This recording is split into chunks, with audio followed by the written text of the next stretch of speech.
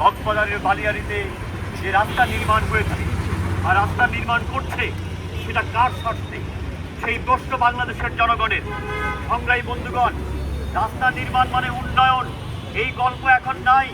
কারণ রাস্তা নির্মাণ উন্নয়ন হবে শিল্পায়নের ক্ষেত্রে। আমরা শিল্পায়ন অঞ্চলগুলোতে রাস্তা ভাঙা দেখি, গাজীপুর যান, সাভার যান, রাস্তার বেহাল অবস্থা, সেগুলো আপনারা নির্মাণ করছেন না। অথচ কক্সবাজার সমুদ্র সৈকতকে বাধাগ্রস্ত করছে, সেখানে আপনারা রাস্তা নির্মাণ করছেন। এই রাস্তা নির্মাণ হচ্ছে প্রাণ, প্রকৃতি, বৈচিত্র্যকে হত্যা করা। সরকার এই কাজটা যদি করে থাকে তাহলে আমরা মনে করি যে সকল সংস্থা এই কাজের সাথে জড়িত তারা যে সরকারের যে তারা নির্বাচনী সনদ দিয়েছিলেন, যেই সনদের মধ্যে প্রাণ ও প্রকৃতির কথা, আদিবাসীদের কথা তারা তুলে ধরেছেন, সেইগুলো তাদের কথার কথা।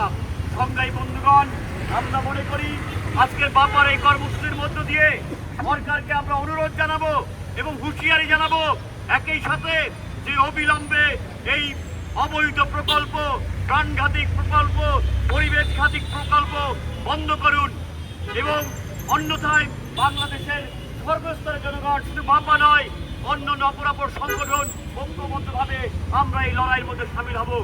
পরিশেষে বলতে চাই, আজকে আমাদের সংগঠন বাংলাদেশ যুব ইউনিয়ন, এই যুব ইউনিয়নের সুবর্ণ জয়ন্তী 50 বছরের প্রতিষ্ঠা।